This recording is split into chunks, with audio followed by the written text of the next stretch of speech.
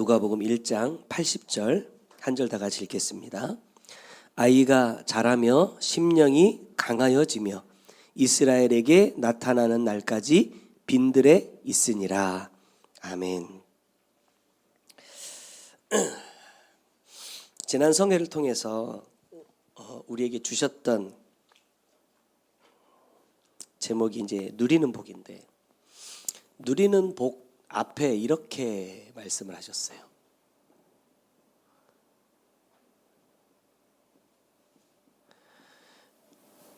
영원한 누리는 복. 저는 생각할 때 오탄 줄 알았어요. 이렇게 할 줄 알았어요. 뭐예요? 영원히 누리는 복. 이렇게 하실 줄 알았는데 영원한 누리는 복이라고 이렇게 말씀을 하셨어요. 처음에는 오탄가 했습니다. 이거를 놓고 제가 한참 기도를 해봤거든요. 어떤 차이가 있을 것 같아요? 만약에 영원히 누리는 복이다라고 이렇게 말씀하셨다면 제 생각입니다. 핵심이 뭐냐? 중요한 게 뭐냐? 복일 겁니다. 복. 복이 중요합니다. 영원히 누리는 뭐예요? 복이죠. 그러면 영원한 누리는 복은 뭐가 가장 중요하다 생각되세요? 저는 여기 있다고 생각합니다. 누리는 복 이렇게 하니까 말씀 가운데서도 그렇게 표현하셨어요. 야, 이번에 하나님께서 돈 한 뭉탱이 주실 건가 보다. 이렇게 생각하고 기대하고 온 사람들도 아마 있을 거다. 그 중에 한 사람이 누구예요? 접니다. 야, 이제 드디어 뭔가 되나 보다.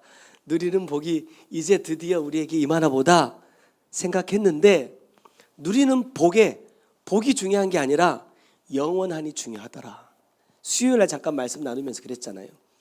천국에서만 영원하지 않고 어디에서도요? 지옥도 영원하다.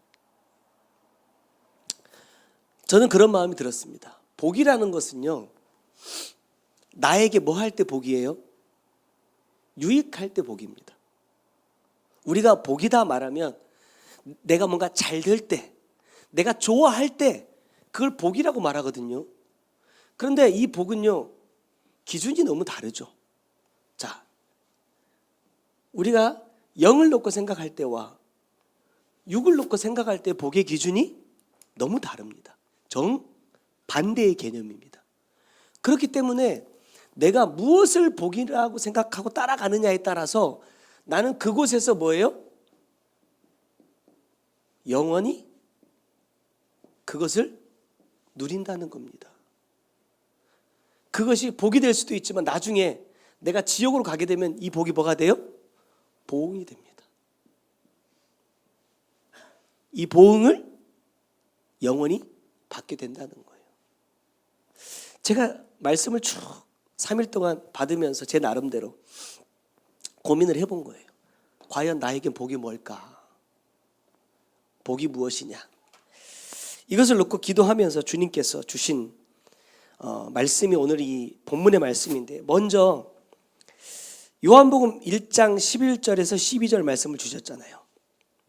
자, 이 말씀 안에서 우리에게 주시는 복은 뭡니까? 내가 종이 되는 거예요. 낮아지는 거예요. 왜냐하면 이 11절 말씀, 11절 말씀에서 그렇게 말씀하고 있어요. 자기 땅에 오매 자기 백성이 영접하지 아니하였다 그래요. 지금 누구를 지칭하는 겁니까? 자기 땅에 오신 분은 말씀이 육신이 되어 오신 예수 그리스도죠. 자기 땅, 자기 백성이라고 표현하는 것은 그 땅이 누구의 것이라는 거예요? 예수님의 것이라는 겁니다. 그 백성도 누구의 것이라는 거예요? 예수님의 것이라는 겁니다.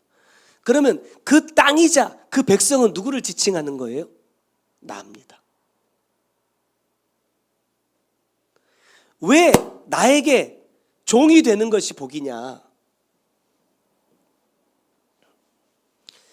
나중에 다른 말씀에도 그렇게 표현하고 있지만, 하나님은 누구를 구원하시죠? 자기 백성을 구원하십니다. 자기 백성인 예수 그리스도의 백성인 사람들만 뭐예요? 구원하십니다. 다시 말하면 내가 주님의 백성이 되지 않으면, 다시 말해서 예수 그리스도가 나의 주인이 아니면 뭐 할 수 없어요? 구원받을 수 없는 거예요. 그래서 나는 내가 주인의 자리에 있지 않고 종의 자리로 내려가는 것이 우리에게 뭐예요? 이 구원이라는 가장 큰 복을 받을 수 있는 조건이라는 거예요. 그럼 내가 종의 자리에 있는 것, 내가 하나님의 종으로서의 삶을 사는 것이 우리에게는 뭡니까? 복이라는 거죠. 복. 이것보다도 우리에게 더 귀한 복은 없다. 문제는 뭐냐?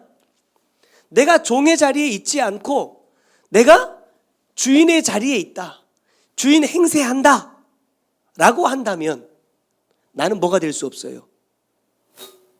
11절에서 말씀하고 있는 것처럼 예수 그리스도의 땅도, 예수 그리스도의 백성도 될 수 없다.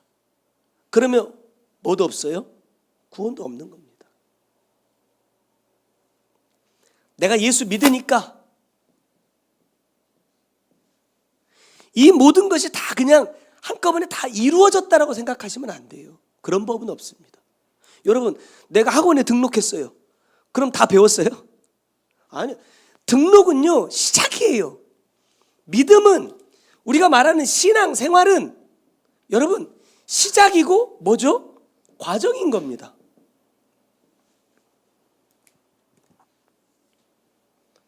외국은 잘 모르겠지만 우리나라 같은 경우, 자, 중학교 졸업했어요. 그러면 중학교의 모든 과정을 다 이수한 겁니까? 우리나라는 희한하게 학교만 꾸준히 나가면 졸업을 시켜줘요. 그 과정 속에서 내가 반드시 익혀야 되는 것, 내가 반드시 알아야 되는 게 있단 말이에요. 근데 그 과정을 통과하지 않았는데도 우리는 뭘 시켜줘요? 졸업을 시켜줘요. 중학교도 마찬가지, 고등학교도 마찬가지. 근데 대학이라는 곳을 가니까 뭘 안 시켜줘요? 학점이 안 나오면 뭘 안 시켜줘요? 졸업을 안 시켜줘요. 왜? 너 이 학교에서는, 이 대학에서는, 이 과에서는 이거는 최소한으로 해야 된다라는 기준이 있거든요. 그래서 그 기준에 미달하면 올라갈 수 없는 거예요. 다음 학년으로 올라갈 수 없어요. 여러분, 신앙생활도 마찬가지인 거예요. 교회에 등록했다, 내가 교회 몇 년 다녔다 하니까 내 믿음도 성장하고 내 신앙도 더 좋아졌다. 착각입니다. 그렇지 않다는 거예요. 이 신앙생활 안에 하나님께서 우리 각자에게 원하시는 목표치가 있어요. 그 모든 목표치를 이루어가는 과정 속에 시작점은 뭐냐? 바로 여기입니다. 종의 자리에서부터 시작하는 거예요. 여러분, 육상 선수들이 똑같은 100m 경주를 한다고 생각해 보십시오. 출발선이라는 그어놨어요. 야, 너는 키가 190cm니까 여기서 출발해. 나는 170cm니까 나는 20cm 앞에서 출발할게. 돼야 안 돼요? 안 되는 소리예요, 그거는.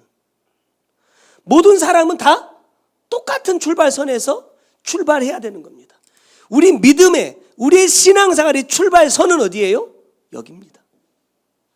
왜냐하면 요한복음 1장 12절 말씀으로 넘어가 보면 이게 되지 않으면 뭐 할 수 없어요?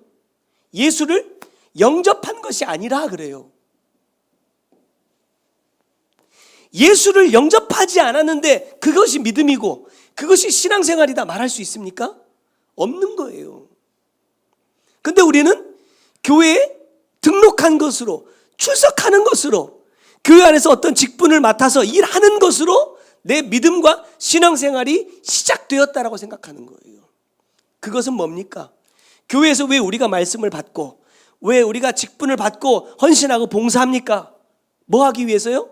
종의 자리로 내려가기 위해서. 왜? 우리가 다 주인의 자리에 있기 때문에. 에덴의 동산에서 쫓겨난 이유도 뭡니까? 하나님께서 말씀해 주신 그 말씀과 호흡하면 돼요. 그 말씀대로 살면 돼요. 근데 어느 순간 보니까 뭐예요? 아, 이렇게 하면 더 빨리 할 수 있겠다. 이렇게 하는 게 더 쉬운 방법이겠다 생각하고 여자가 뭐 해요? 선악을 알게 하는 나무의 열매를 먹어요. 하나님은 먹지 말라 하셨어. 근데 내가 보니까 이게 훨씬 더 쉬운 방법이야. 이게 훨씬 더 빨리 갈 수 있는 방법이야. 먹어요. 남자는요, 하나님의 말씀을 듣고 하나님의 말씀을 따라가야 되는데 하나님의 말씀이 아니라 누구의 말을 들어요? 내 아내, 여자의 말을 듣는단 말입니다. 그래서 같이 먹어요. 그러니까 어떻게 됩니까? 쫓겨났어요. 이제 아담과 하와에게 야, 너는 수고해야 돼. 너는 잉태하는 고통과 해산의 수고를 해야 돼. 그 모든 삶을 통해 주시는 모든 명령은 구원이 아닙니다. 구원 아니에요. 너 수고하고 땅을 경작하면 너 구원받는다라는 말씀이 아니라 이건 회복한다라는 거예요. 에덴의 동산으로 다시 돌아와야 된다라는 거예요. 쫓겨났으니까. 근데 우리는 쫓겨난 채로 사는 이 삶을 뭐라고 생각해요? 에덴 동산 안에서 살고 있는 삶이라고 착각한단 말이에요. 잘못된 거다. 이런 믿음, 이런 신앙생활은 하나님이 원하시는 게 아닙니다. 그것은 결국 뭐예요? 육을 따라가는 삶인 거예요. 내 기준인 거예요. 그래서 우리가 주님을 위해서 얼마나 많은 일을 했느냐, 얼마나 많은 성과를 냈느냐 하는 것은 중요한 것이 아니다 그랬어요. 뭐가 중요해요? 지난주 말씀에 내가 주님 앞에서 자랑할 것이 너무너무너무나 많은 삶을 살았다 할지라도 뭐가 없으면요?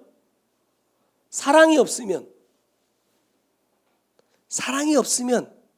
그 모든 것이 결국요? 지옥의 보응밖에는 되지 않는다. 예를 들어서 내가 선교지에 막 수십 개, 수백 배의 교회를 세웠어요. 그곳에서 수천 명, 수만 명의 사람들이 예수를 믿게 되었어도 그것이 뭐가 아니면요? 사랑이 아니면, 아버지의 뜻을 이룬 것이 아니면 뭐라고요? 보응밖에는 안 된다는 겁니다.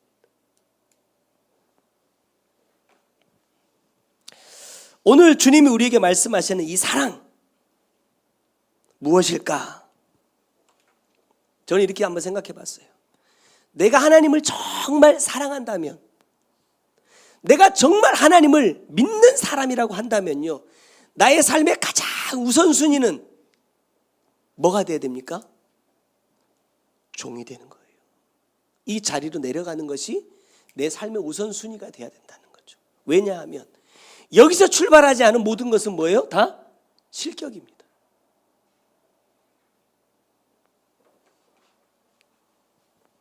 이 주종의 관계가 분명하지 않기 때문에, 또 이런 말 하면 또 혼나는데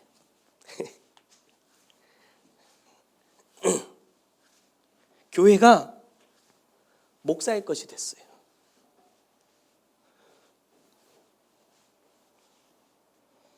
교회의 주인이 어떤 힘있고 돈 많은 장로의 것이 돼요. 개인의 것이 된단 말입니다. 내 말을 듣지 않으면, 내 뜻대로 따르지 않으면 쫓아내요. 못 살게 굴어요.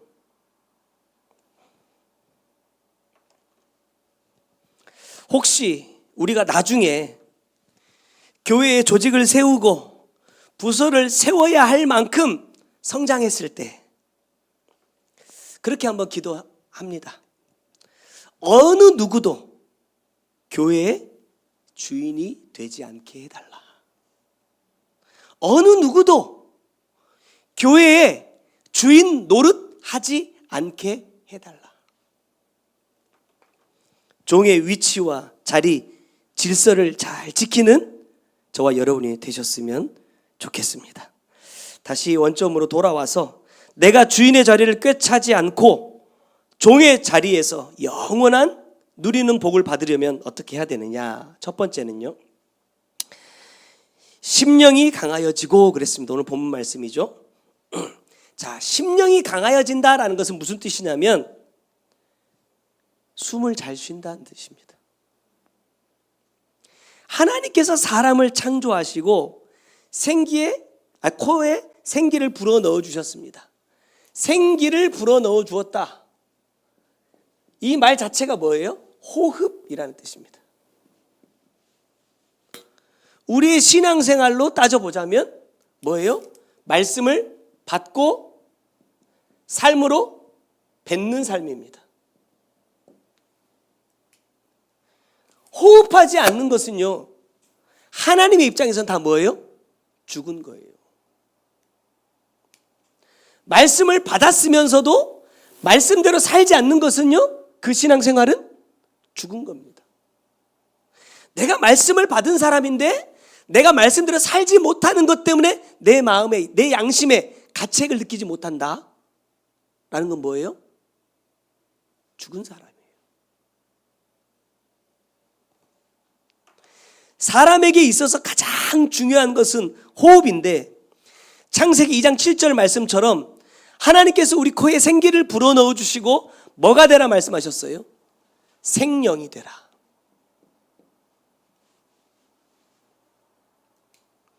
근데 이 생명이란 뜻 안에 직역해 보면 무슨 뜻이냐? 힘 있게 숨을 쉰다라는 뜻입니다. 처음에 하나님께서 그 코에 생기를 불어넣어 주실 때는요, 이런 느낌인 거죠. 내가 혼자 숨을 쉴 수 있는 힘이 없어요. 처음에는 이렇게 누군가가 도와주어야만 내가 숨을 쉴 수 있는 그런 상태였다고 한다면, 그 과정을 거쳐서 생명이 된 사람은 이제 뭐 할 수 있어요? 혼자 스스로 숨을 쉬는 자가 되었다라는 거예요.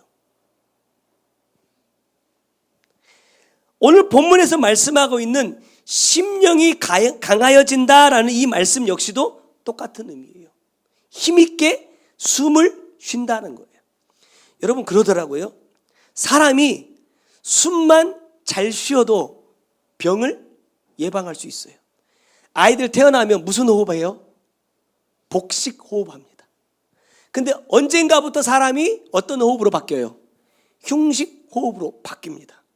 그러면서부터 뭐가 생겨요? 이제 문제가 생기기 시작하는 거예요. 그래서 뭐 할 때마다 이렇게 코로 들이마시고 입으로 운동을 할 때도, 치료를 받을 때도, 저도 이렇게 막 가끔 아파가지고 이제 우리 센터의 목사님이 이렇게 어깨랑 막 주물러 주실 때 진짜 너무 아프거든요.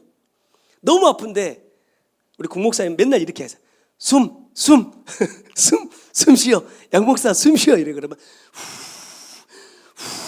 숨 쉬면요, 정말 통증이 훨씬 줄어들어요. 호흡이 그만큼 중요하다는 겁니다. 그 문제는 뭐냐면, 내가 건강하기 위해서 운동을 하는데, 가끔 이제 저희 아이들이 제가 운동하러 간다 그러면 따라오거든요. 그럼 막 이렇게 무거운 것들 이렇게 막 당겨보고 막 이래요. 그럼 제가 그래요. 첫 번째 제일 중요한 건 뭐예요? 자세. 그 다음에 뭐예요? 호흡이에요. 숨을 내뱉어야 될 때 들이마시고, 들이마셔야 될 때 뱉으면요, 다쳐요. 매우 중요하다는 거예요. 여러분, 우리가 들이마셔야 되는 게 뭐예요? 말씀. 뱉어야 되는 건요. 자, 이번에 이걸 이렇게 잘 설명해 주셨죠. 내가 받는 것은 씨이고 내가 뱉어내는 것은 뭐예요? 열매다. 이 열매 안에 뭐가 있다? 씨가 있다. 이것을 주어야 산다는 거예요. 이것을 주어야. 이게 있어야 내가 산 사람이라는 증거라는 거예요. 그런데 서로 다른 호흡을 하고 있다면, 내가 마시지 말아야 될 것을 마시고 있다면요, 그것 때문에 뭐가 되죠? 중독이 돼요. 옛날에 여러분들 다 집에서 연탄 떼 보셨잖아요. 연탄 가스 한 번쯤은 다 마셔보셨죠? 마시지 말아야 할 거 마시면요, 죽습니다. 사람에게 마셔야 된다라고, 호흡해야 된다라고 허락해 주신 유일한 것은 뭐예요? 생기밖에 없어요. 말씀밖에 없단 말입니다. 하나님께서 우리에게 마음껏 복을 주실 수 없는 이유가 뭐냐? 하나님께서 우리에게 복을 주셔도 그 복을 잘 관리할 수 있는 힘이 없다는 거예요. 힘이. 능력이 없다는 거예요. 사모님이 저한테 이런 말을 했어요. 우리 사모님 이제 또 무슨 말을 하려고 그러나 그러면서 아마 긴장하고 있을 겁니다. 내 다이어트의 최대의 적은 당신이야 그랬어요. 왜냐? 저는 뭘 먹든지 맛있으면 줍니다. 그럼 이렇게 나 지금 다이어트 중이야. 이거 먹어. 내가 주는 거는 살 안 쪄. 그래서 제가 꼭 줍니다. 그러면요 맛있게 받아 먹습니다. 그리고 나서 뒤에 와서 그래요. 아 이거 안 먹었어야 되는데 당신이 주는 바람에 내가 먹어버렸다. 이러면서 나중에 나한테 그러는 거예요. 내 다이어트의 최대의 적은 당신이다. 그래서 제가 이랬죠. 그게 그렇게 중요한 거면 뭐 했어야 돼요? 거절을 해야지. 단호하게 안 먹겠다 해야지. 준다고 낼름 먹은 사람 누구예요? 자기잖아. 뭐가 없어요? 거절할 힘이 없어. 왜? 내가 아는 맛이거든요. 이게 얼마나 맛있는지 내가 알아. 그러니까 주면요 못 참는 거야. 왜? 그 맛과 내 의지가 서로 이제 싸우는 거잖아요. 근데 내 의지가 그 맛을 못 이겨버렸어. 그럼 먹는 거예요. 아무리 하나님께서 우리에게 귀한 복을 주셔도요, 내가 이것을 관리할 수 있는 힘이 없으면 아까 처음에 말씀드렸던 것처럼 이 복은 오히려 나에게 뭐가 됩니까? 저주가 돼요. 저주 이렇게 표현하니까 조금 무서운 표현이긴 하지만 결국 뭐예요? 죄를 짓게 만든단 말입니다.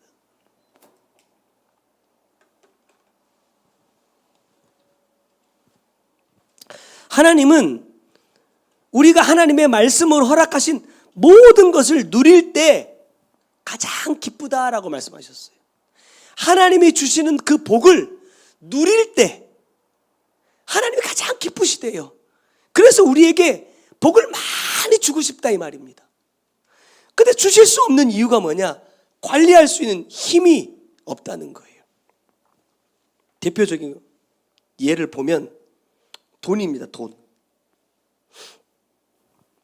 내가 직장에서 또 사업을 하면서 열심히 수고하고 일해서 돈을 벌었어요.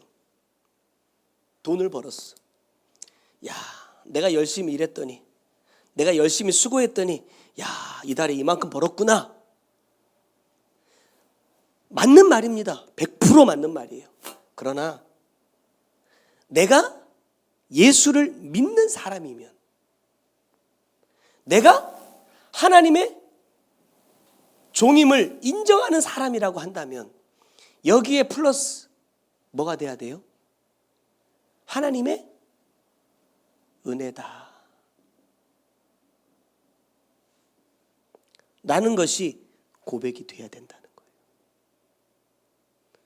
그냥 쉽게 말해서 이렇죠. 야, 하나님께서 건강 주셔서 내가 이렇게 열심히 일할 수 있었다.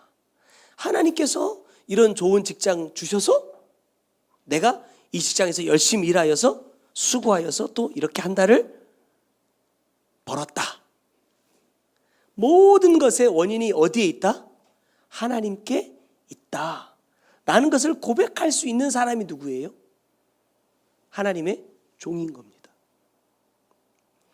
만약에 이것이 되지 않는다라고 한다면요, 우리는 신앙생활을 하는 사람이 아닌 거예요.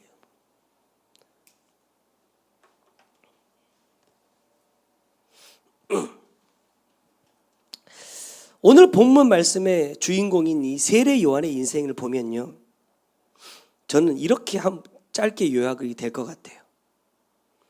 한 번뿐인 인생, 자기를 위한 시간이 없는 사람이다. 한 번뿐인 인생인데 자기 자신을 위한 시간이 하나도 없어요. 76절의 말씀 보면, 이 아이여 내가 지극히 높으신 이의 선지자라 일컬음을 받고 주 앞에 앞서 가서 그 길을 준비하여 그랬어요. 주 앞에 앞서 가서 그의 길을 준비하는 삶을 살게 되는 것이 요한의 운명입니다. 자, 세례 요한은 제사장의 아들로 태어났어요. 이 말은 무슨 말입니까?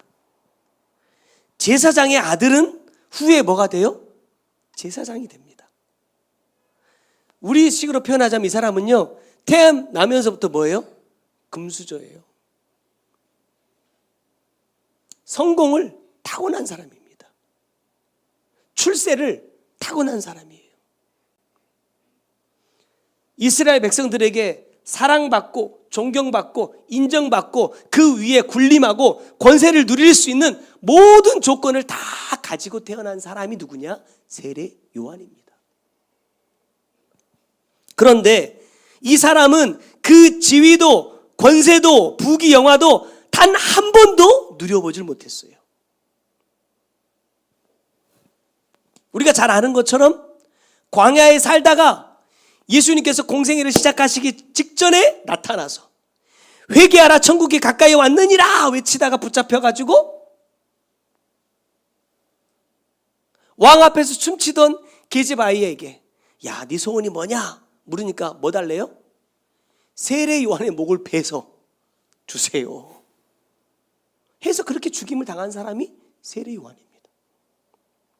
육으로만 보자면 여러분 이것만큼 이 사람만큼 비참한 인생이 없어요. 누가 세례 요한처럼 살고 싶겠습니까? 누가 세례 요한 같은 삶을 복 있는 삶이라고 말하겠습니까? 그런데 하나님은 어떻게 말씀하시느냐? 마태복음 11장 11절에 내가 진실로 너희에게 말하노니 여자가 낳은 자 중에 세례 요한보다 큰 이가 일어남이 없다 그래요. 무슨 말입니까? 야, 이 땅에서 태어난 모든 사람들 중에 누가 제일 크다? 세례 요한이 제일 크다는 거예요. 솔직하게 한번 얘기해 볼까요? 여러분 하나님 앞에 이렇게 큰 자라고 인정받고 싶으시죠? 간단합니다. 누구처럼 살면 돼요? 세례 요한처럼. 자, 세례 요한처럼 살고 싶은 사람 눈 한번 굴려보세요. 차마 손들 수는 없으니까. 아, 목사님, 저는 이제부터 세례 요한처럼 살겠습니다. 세례 요한 같은 삶의 길로 가겠습니다. 저도 이렇게 말 못하겠더라고요. 왜? 아무것도 누리지 못한 삶이거든요. 근데 저는 이렇게 생각합니다. 여기서 말씀하고 있는 이 큰 자다, 큰 이다 라고 인정해 주신 이 말씀이 세례 요한의 입장에서는요, 영원한 누리는 복이었다는 거예요. 이제 세례 요한은 어디에서 이 복을 누리죠? 하나님의 나라에서. 누구나 아무나 할 수 없었던 이 삶을 어떻게 세례 요한은 감당할 수 있었느냐라는 거예요. 이유는 한 가지입니다. 뭐냐? 심령이 강했기 때문이라는 거예요. 다시 말하면 하나님의 말씀과 호흡하는 사람이었다. 어떤 상황이나 환경이 와도 이 세례 요한이 의지하는 것은 나중에 이제 말씀 뒤에 나오겠지만 뭐냐면 말씀입니다. 말씀. 세례 요한은요, 잠깐 사람들에게 인정을 받는 것처럼 보여지는 기간이 잠깐 있었어요. 세례를 베풀던 그때에. 근데 요한이 뭐라고 말하냐면 예수님이 어떻게 보면 나는 강 상류에서 세례를 주고 있고 예수님은 강 하류 쪽에서 이제 세례를 베풀고 계시는 거예요. 근데 사람들이 처음에는 나밖에 없었으니까 다 나한테 와가지고 세례를 받다가 이제는 점점점 예수님께 세례를 받으러 가는 사람들이 많아지는 거예요. 그러니까 사람들이 와가지고 야, 네가 원조인데 네가 시작했는데 사람들이 다 예수한테 가 어떻게 좀 해봐. 그러니까 세례 요한이 어떻게 합니까? 자기 제자도 보내버려요. 자기 제자들도 보내버리면서 이렇게 말해요. 야, 내가 광야에 있을 때 성령이 비둘기같이 임하시는 그분이 이제 불로 너희에게 세례를 베푸신다고 말씀하시더라. 나는 그의 신발끈을 고쳐 맬 수도 없는 가장 낮은 뭐다? 종이다, 종.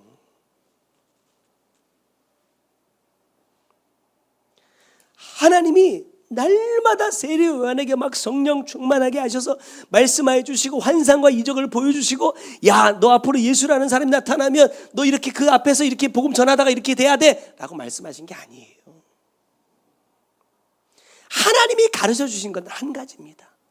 성령이 그 위에 임하는 자가 나타나면 너는 그를 위하여 길을 준비하는 삶을 사는 거야 라는 거 하나였어요. 하나. 세례 요한은 그 한 말씀을 붙잡습니다.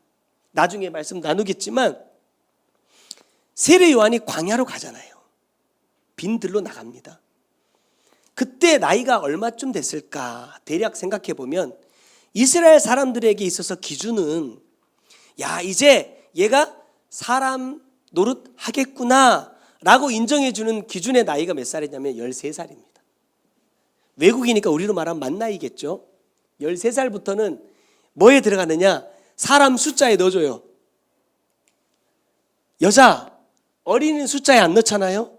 근데 13살이 넘으면 그때부터 숫자에 넣어준단 말입니다. 그러면 세례 요한이 13살에 빈들로 나갔다고 가정을 해보면 예수님께서 30세에 공생애를 시작하셨잖아요. 그럼 몇 년 광야에 있었다는 얘기예요? 17년입니다. 세례 요한의 입장에서 17년 동안 한 말씀 붙잡고 견딘 거예요. 한 말씀. 성령이 비둘기같이 임하는 자가 올 거다. 그가 너희에게 불로 세례를 베푸실 거다. 그 한 말씀입니다. 한 말씀.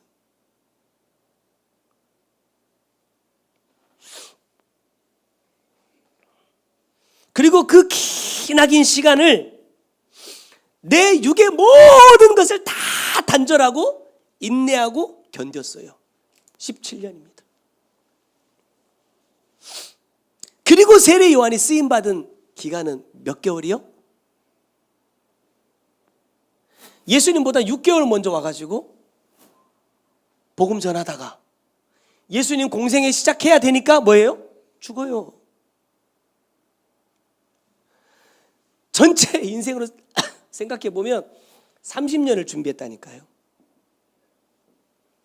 얼마 쓰임 받으려고? 6개월이요.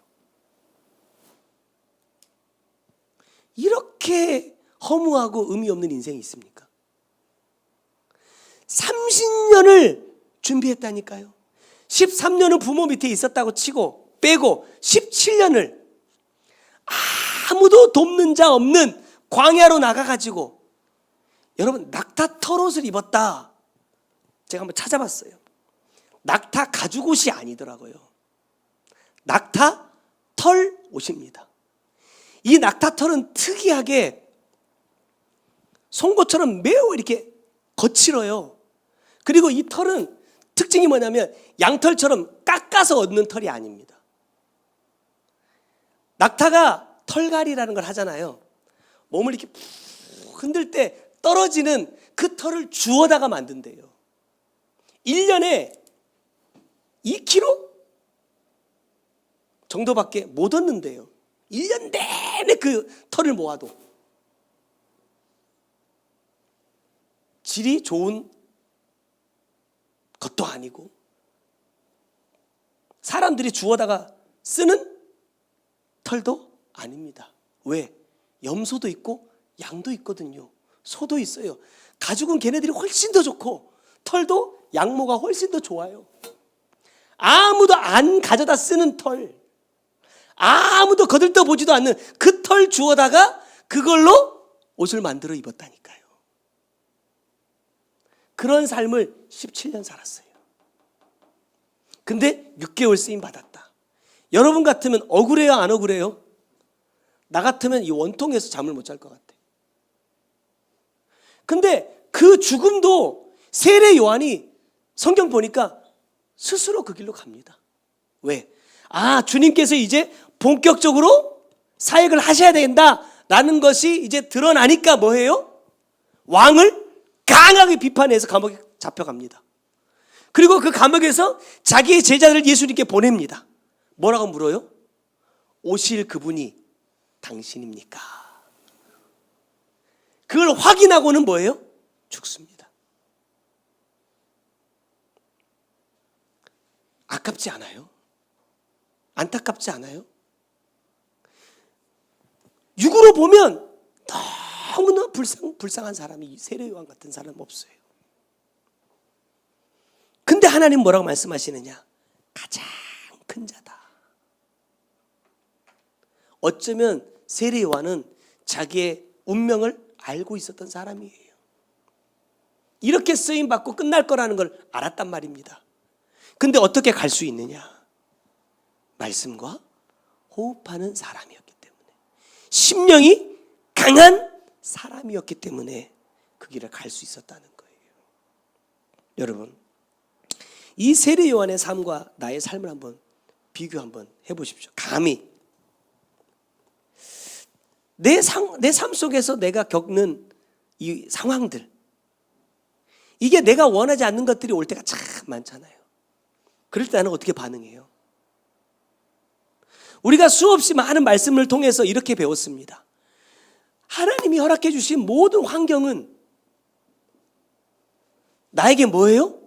말씀이다 그랬어요. 내 영혼을 위한 돕는 배필이다 그랬어요. 세례 요한은 뭐 달랐습니까? 똑같았어요. 그러면 나는 이 환경 속에서 과연 세례 요한처럼 하나님께서 나를 6개월이든 뭐 한 달이든 두 달이든 하나님의 뜻을 위하여 써주시고 내가 끝난다 할지라도 내가 그렇게 쓰임받기를 원합니다 라고 이 환경 속에서 묵묵히 하나님의 뜻을 이루어 가고 있는가라는 거예요. 참 어렵죠. 쉬운 길이 아닙니다. 그렇기 때문에 이런 사람들이 어떤 사람이 돼요? 큰 자가 될 수 있는 거예요. 감히 엄두가 안 나는데 성경 말씀에 오늘 본문에 이렇게 말씀합니다. 서두에 이렇게 아이가 자라며 그래요. 아이가 자라며 심령이 강하여졌다. 세 번역에 보니까 이렇게 표현해요. 아이가 자라서 이렇게 말해요. 아이가 자라서 심령이 굳세어졌다. 여러분, 심령이 강해지려면 뭐부터 해야 돼요? 자라야 된다. 자라야 된다. 말씀 안에서 자라야 영원한 누리는 복을 관리할 수 있는 힘이 길러진다는 거예요. 우리 아들이 배구하면서 이제 운동 좀 제법 했다고 지난 추석 성회 때 식당에서 저한테 팔씨름을 하자고 대련을 신청했습니다. 그래가지고 제가 오른팔 왼팔 다 꺾었어요. 그래서 넌 아직 안 된다. 더 잘해야 된다. 이렇게 말했더니 엄청 핑계가 많아. 내가 다쳐가지고 운동을 제대로 못해서 어쩌고 저쩌고. 그럼 안 했어야지. 제가 그랬어요. 아빠는 몇 살까지가 될지 모르겠지만 아무튼 죽는 날까지 계속 열심히 운동해서 안 지고 싶다. 내 마음은. 노력하면, 열심히 하면 내가 할 수 있는 게 있단 말입니다. 근데 하고 있느냐? 환경이 올 때, 내가 원하지 않는 상황들이 내 앞에 펼쳐질 때 그 안에서도 내가 할 수 있는 게 있단 말입니다. 근데 대부분의 신앙을 가진 사람들이 어떻게 하느냐? 하나님 도와주세요. 하나님 해결해 주세요. 하나님 벗어나게 해주세요. 빠져나가게 해주세요. 빨리 이거 없어지게 해주세요. 한단 말입니다. 뭐 하지 않고? 내가 해야 할 것을 하지 않고. 그러다 보니까 뭐가 안 길러져요? 내 힘이 안 길러지는 거예요. 내가 열심히 운동하고 있을 때 옆에서 구경하고 있으면 같이 힘이 길러집니까? 아니잖아요. 내가 그걸 해야 된다니까요. 힘들지만 고통스럽지만 내가 해야 그것이 내 힘이 되는 거예요. 신앙생활도 마찬가지란 말이에요. 환경은 하나님께서 이거 내가 싹 걷어주시고 하나님은 전능하시다, 하나님은 살아계시다라는 걸 보여주기 위함도 있지만 그 환경 속에서 내가 해야 할 것을 함으로 인해서 내가 길러질 것들도 있단 말이에요. 세례 요한은 그것을 하기 위해 광야로 간 겁니다. 17년 동안 열심히 힘을 길렀어요. 열심히 힘을 길렀더니 6개월 반짝 쓰임 받고 너 이제 죽어야 된다 라고 하시는 그 말씀에도 뭐 할 수 있어요? 순종하더라. 여러분, 모든 유대인이 다 세례 요한에게 와가지고 당신이 메시아입니까? 당신이 그리스도입니까? 당신이 선지자입니까? 라고 했다니까요. 바리새인이고 사람들이 와도 세례 요한은 함부로 못해요. 왜? 아버지가 제사장이거든. 너 누구냐 정체가 뭐냐? 네가 누군지 우리한테 밝혀라. 와서 말해요. 근데 뭐라고 말합니까? 나 아무것도 아니야. 그러면서 하나님 주신 말씀 그대로 나는 광야에 외치는 소리다. 여러분, 소리는 뭐예요? 들리고 나면 사라져요. 온데간데 없이 사라져요. 나는 그렇게 살 거야. 이 말씀을 끝까지 이루어낸다는 거예요. 뭐한 사람이기 때문에? 심령이 강한 사람이기 때문입니다.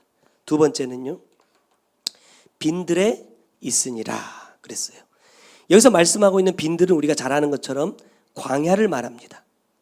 광야는 어떤 곳인가 생각해 보니까 그냥 아주 간단하게 이렇게 설명하면 쉬울 것 같아요. 의식주를 해결할 수 없는 곳입니다. 내가 원하는 의식주를 얻을 수 없는 곳입니다. 주님의 일을 하겠다라는 사람들에게 있어서 세례 요한이 우리에게 보여주신 가장 모범이 되는 삶은 뭐냐? 내가 원하는 것을 아무것도 이루지 않는 삶입니다. 여러분, 출애굽한 이스라엘 백성들의 광야에서 40년의 생활을 보면 똑같아요. 어떤 특징이 있습니까? 첫 번째는요, 광야에서요 하나님의 말씀을 받습니다. 하나님은 모세를 통해서도 말씀해 주시기는 하시지만 사실 이스라엘 백성들은 매일 아침마다 뭘 거두러 가요? 만나라는 것을 거두러 갑니다. 여러분, 만나가 뭘 의미합니까? 육으로 보면 그냥 매일매일 먹을 일용할 양식이죠. 그러나 이 만나가 나중에 보면 영적으로는 뭐예요? 하나님의 말씀이더라는 거예요.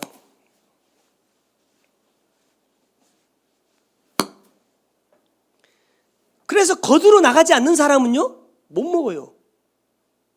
나간 사람만 거둬요. 먹어요. 또 거두라고 한 만큼만 거둔 사람만 먹고 과하게 거둔 사람은 벌레가 나서 못 먹습니다.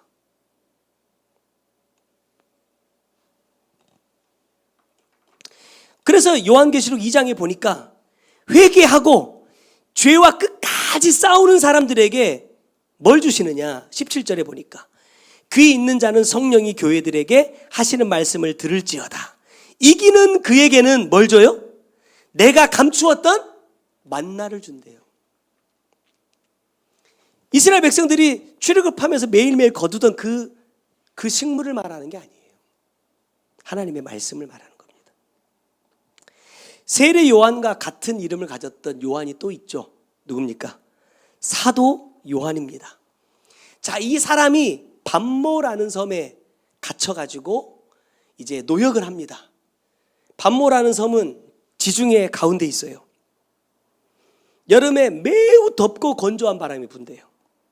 그래서 이 반모라는 이름의 뜻이 뭐예요? 진액이라는 뜻입니다. 진액. 송진이라는 뜻입니다. 고통스럽다는 얘기예요. 그곳에서 이제 일을 하는데 죽을 만큼 힘든 거예요. 돌을 캐는 일을 합니다. 그러니까 거기서 사람들이 굉장히 많이 죽어나갔어요. 그런데 하나님께서 다른 곳이 아니라 이 반모라는 섬에서 뭘 열어주시느냐? 계시록을 열어주십니다. 우리가 알고 있는 요한계시록이죠. 그런데 이렇게 말씀을 해주셨어요. 요한계시록은 누구를 위한 것이냐? 누구를 위한 말씀이냐? 요한계시록에 보니까 말세에 대한 이야기들이 많이 나옵니다. 마지막 때 이런 현상들이 벌어질 거야. 이런 일들이 나타날 거야. 넌 이렇게 마지막을 준비해야 돼. 이런 이야기들이 많이 나오거든요. 근데 이 계시록이 쉽게 말하면 환상을 통해서 천국을 보여주시고 지옥을 보여주시고 앞으로 일어날 일들에 대해서 쭉 설명을 해주시는 거예요. 근데 이렇게 말씀하셨어요. 이 계시록은 물론 우리를 위해 주신 말씀이지만 당시에 요한에게 주신 말씀이다. 왜냐하면 이 말할 수 없는 이 고통과 고난 속에서 요한이 뭘 보지 않았다면, 천국을 보지 못했다면, 영원한 나라를 보지 못했다면 요한은 뭐 하지 못했다? 견디지 못했을 거라는 거예요. 그 힘들고 어려운 환경 속에서, 그러니까 낮에 해가 뜨고 질 때까지 그 노역을 하다가 밤에 동굴에 굴 속에 들어와 가지고 지금 그 섬을 보니까 관광지가 돼 가지고 엄청 예뻐졌더라고요. 거기 가보니까 요한이 계시를 받았던 동굴이 있어요. 이제 그 사람들이 만들어 놓은 거겠죠. 얼마나 벽에다 머리를 대고 기도를 했는지 머리 자국으로 이렇게 돌이 패인 데가 있고, 그 사람들이 하는 말이에요. 그렇게 기도를 마치고 일어날 때마다 짚었던 자리가 있어요. 거기 구멍이 이렇게 뽁 뚫려 있더라고. 여기가 요한이 손을 짚고 일어났던 자리다 해가지고 사람들 가는 사람마다 거기다 손을 다 이렇게 넣고 사진을 찍었더라고. 근데 그 굴에서 그 힘들고 지치고 죽고 싶은 그 몸과 마음을 위로받을 수 있는 유일한 방법이 뭐냐? 계시. 하나님을 만나는 거예요. 출애굽한 이스라엘 입장에서 광야에서 내가 원하는 건 아무것도 얻을 수 없습니다. 근데 그 40년을 광야에서 방황하면서도 그들이 죽지 않고 살 수 있었던 것은 뭐가 있었기 때문이에요? 하나님의 말씀이 그들과 함께 있었기 때문입니다.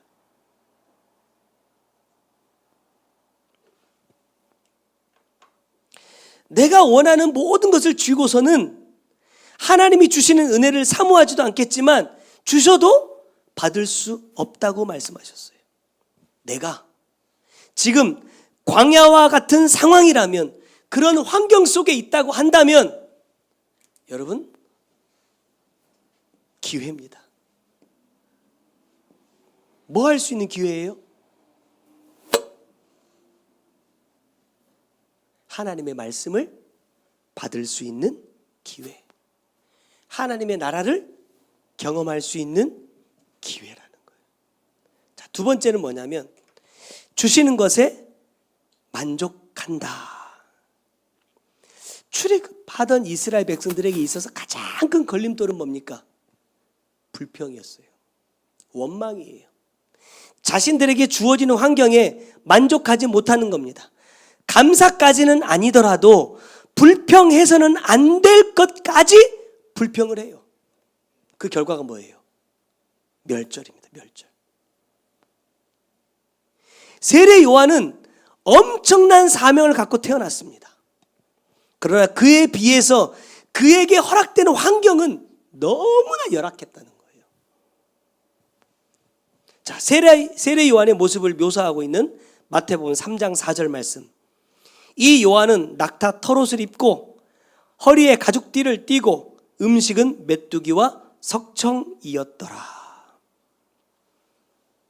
아까도 말씀드렸지만 옷부터가 아무도 거들떠보지 않는 옷감으로 만든 겁니다. 여기서 말하고 있는 메뚜기, 석청, 물론 어떤 영적인 의미들도 있겠지만 한마디로 말하면 아주 흔한 겁니다. 아주 흔한 거. 남들은 거들떠보지도 않는 거. 우리 어릴 때 메뚜기 학교에 도시락 반찬으로 싸우는 친구가 있었어요. 나는 그거 보고 정말 충격받았거든요. 아니, 메뚜기를 먹는다 이런 얘기는 들어봤는데 그거를 정말 새우 볶듯이 이렇게 볶아가 양념해가지고 볶아가지고 그걸 반찬으로 싸왔더라고요. 그걸 먹고 있어. 지금도 충격인데 저는 아직도 번데기 같은 거 못 먹거든요. 모르겠어요. 이게 귀한 것이라 그렇게 친구를 먹었는지 모르겠지만 어쨌든 이스라엘 사람들에게 있어서 이 메뚜기는요 아주 흔해 빠진 거. 지금 이 석청이라고 하면 엄청 귀한 것이지만 제가 지난번에 한번 말씀드렸잖아요. 꼭 벌들이 모아놓은 꿀만을 말하는 게 아니에요. 여러분 광야에 꽃이 있어요? 그럼 벌들이 꿀을 따다가 만들어야 석청이 될 거 아닙니까? 근데 벌이 없는데 꽃이 없는데 식물이 없는데 어디서 꿀을 따요? 그래서 제가 이렇게 말했어요. 자, 이스라엘 백성들 사람들이 거들떠도 보지 않는 열매가 하나 있어요. 성경에 나오는 뭐예요? 쥐엄 열매라는 게 있습니다. 아버지한테 재산을 몽땅 받아가지고 집 나갔던 둘째 아들이 허랑방탕하다가 돼지를 치는 일을 해요. 그때 돼지가 먹던 게 뭐예요? 쥐엄 열매입니다. 그 열매가 나무에서 떨어져요. 사람들 아무도 안 먹어요. 우리 예를 들어서 복숭아나 이런 거 밖에다 오래 놔두면 어떻게 돼요? 물러지죠.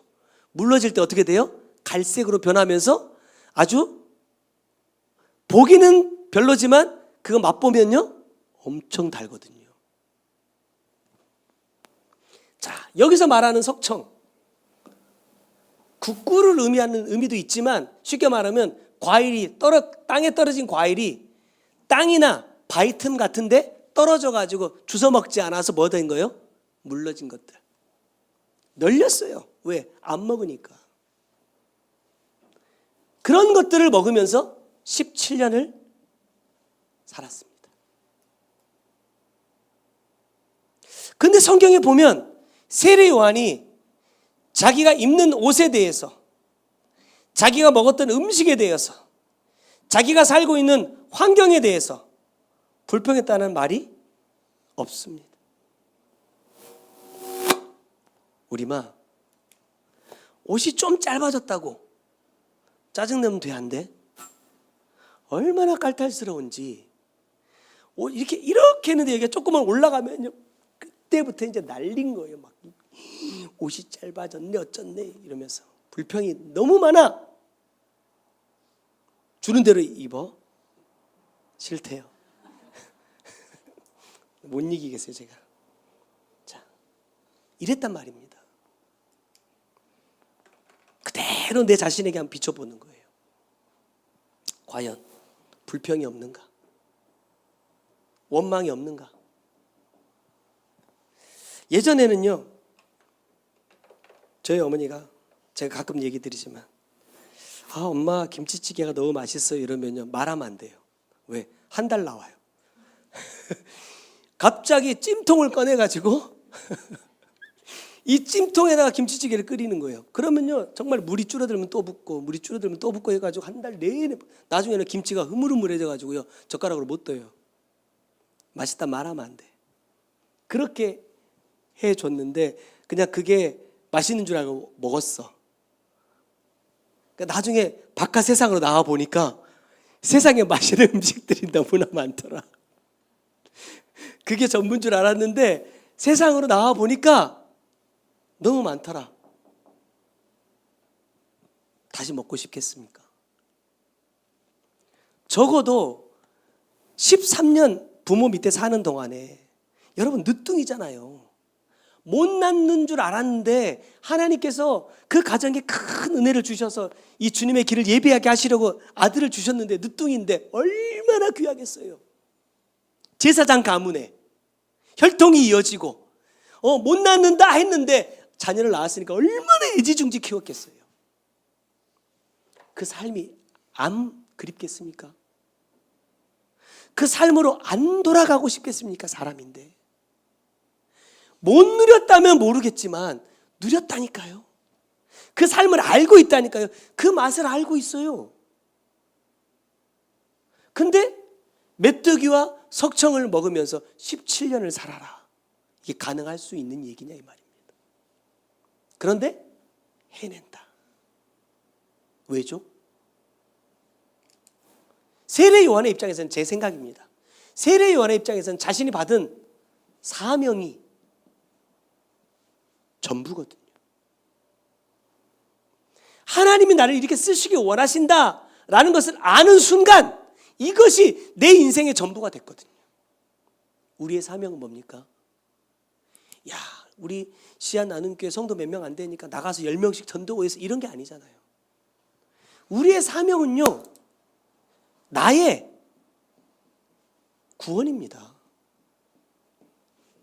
다른 사람 아니라 내 구원이 내 구원.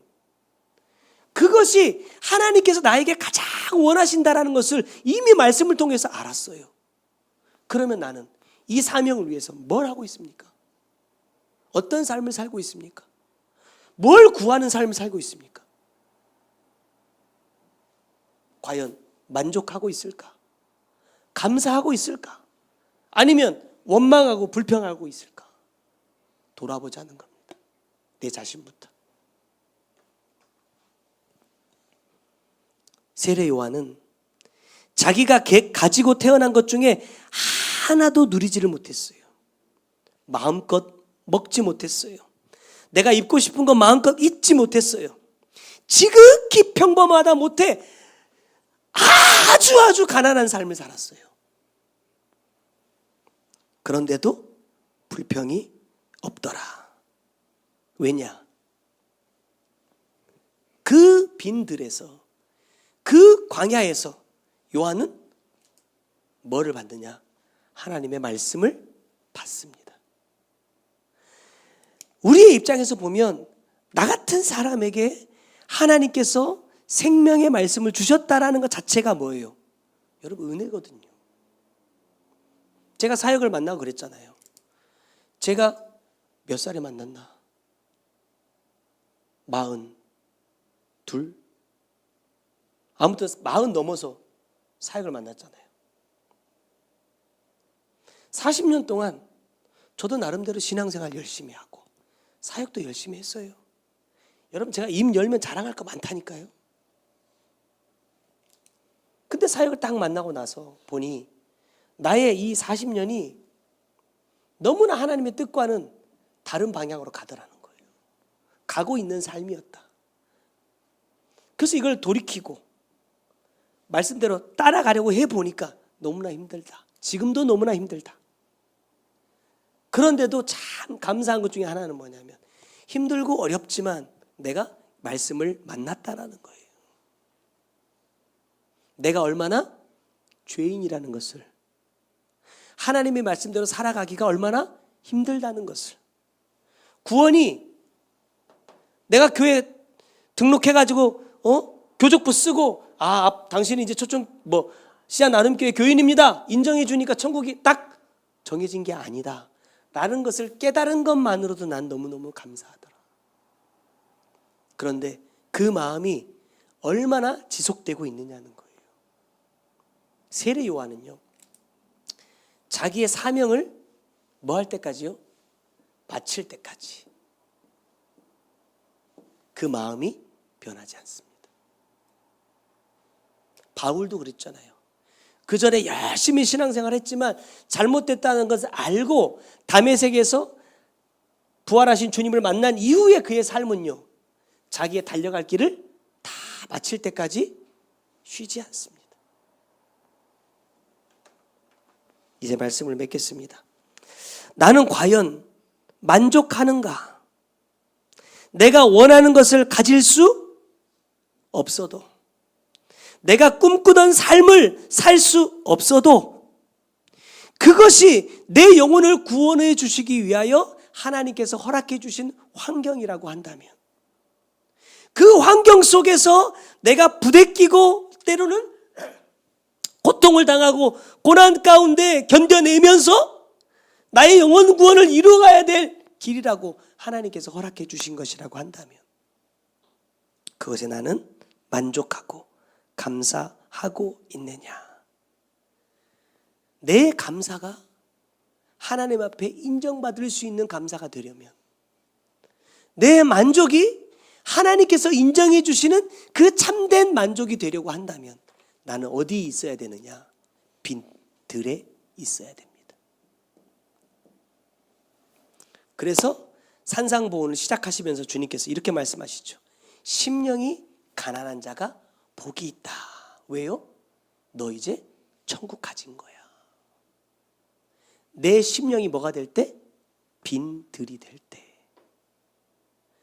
내 생각과 마음이 빈 들이 될 때 비로소 너는 천국을 가질 수 있다. 그게 뭐예요? 시작이라는 겁니다. 저와 여러분에게 이 복이 임하기를 주님의 이름으로 축원해 드립니다. 기도하겠습니다. 사랑하는 주님, 감사합니다. 세례 요한의 삶을 통해서 육으로는 아무것도 가지지 못했고, 아무것도 남기지 못했고, 아무것도 누리지 못한 아주 비참한 삶이었지만 하나님의 관점에서 이보다 더 큰 사람이 없고, 이보다 더 귀한 사람이 없고, 이보다 더 훌륭한 일을 해낸 사람이 없다 인정해 주십니다. 주님, 나는 과연 어떠한 삶을 살기 원하는 사람입니까? 나는 어떠한 삶을 사는 것이 내 인생의 목적이 된 사람입니까? 내 자신을 돌아보게 하시고 나를 향하신 하나님의 뜻이 무엇인지 분명히 알 수 있는 하나님 빈들로 나가는 자가 되게 하여 주옵소서.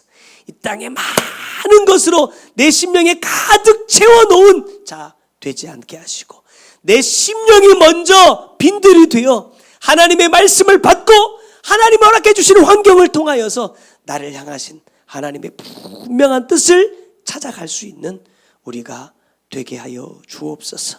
육으로 이 땅에서 내가 원하는 것을 다 가질 수 없을지라도, 다 누릴 수 없을지라도 하나님 나를 위하여 준비하신 곳이 이 땅이 아니라 하나님의 나라 천국인 것을 기억하고 세례 요한처럼 그 나라를 준비하는 삶으로, 그 아버지의 뜻을 이루어가는 삶으로 하나님 살아내는 우리 모두가 되게 하여 주옵소서. 반드시 하나님의 말씀과 동행하는 자, 하나님의 말씀과 호흡하는 자만이 그러한 능력을 가질 수 있다고 말씀하셨으니 매일매일 우리 자신들을 말씀 안에 비추게 하시고 말씀으로 돌아보게 하시고 말씀 안에 회개하는 삶을 통하여서 마지막 날 주님께서 우리에게 주실 그 영화로운 만나를 먹을 수 있는 우리 모두가 되게 하여 주옵소서. 귀한 예물 주님 앞에 올려드립니다. 받으시고 주님 기뻐하시는 곳에 사용하여 주셔서 드린 손길들이 복이 있게 하시고 복의 복을 이어가는 복된 자들 꼭 되게 하여 주옵소서. 지금은 우리 구주 예수 그리스도의 은혜와 아버지 하나님의 크고 놀라우신 사랑과 성령님의 감화 감동하시고 역사하시며 보호하시는 귀한 은혜가 오늘도 빈들로 나아가 하나님의 말씀을 받고 하나님의 뜻을 이루어가기 원하는 주의 사랑하는 성도들 머리 위에와 그들의 가정과 삶의 모든 터전 위에 이제로부터 영원토록 함께 계실지어다. 아멘.